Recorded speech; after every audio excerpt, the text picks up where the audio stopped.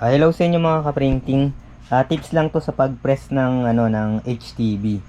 So itong part na to, DTF yan. Pinaano ko lang yan sa pina-outsource ko yung DTF. Kasi ilang kulay to, 3. So yung pangalan HTV.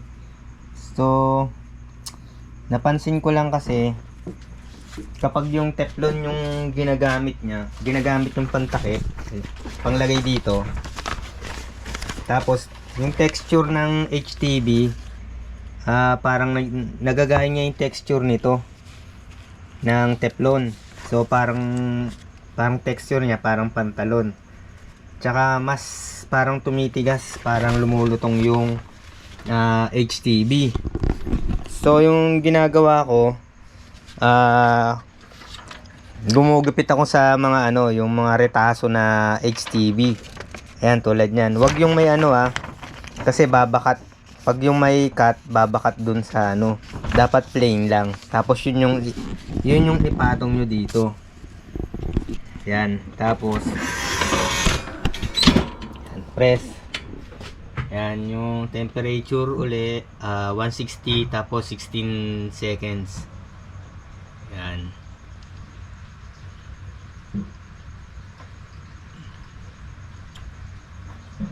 Then alisin. Yan, medyo palamigin ng konti. Tapos mas maganda rin kung meron kang ito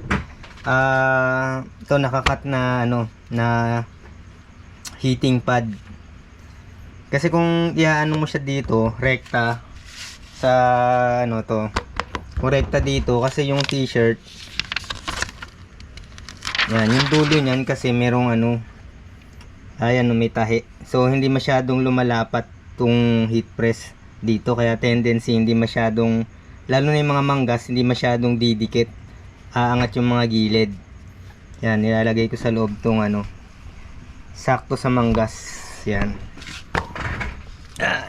So pagka pinili mo tong pagka yun nga yung ginamit mo, yung retaso, yan, mas mas smooth yung tsaka wala siyang texture na parang tulad dito sa ayan, yung parang pantalon yung texture niya.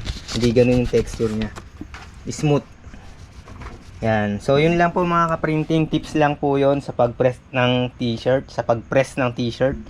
So yung mga hindi pa nakakapag-subscribe sa Bentech, mag-subscribe na po. Malapit na tayong mag 10k para mabola na natin at maipamigay na natin tong L121 na na brand new. Maraming salamat po.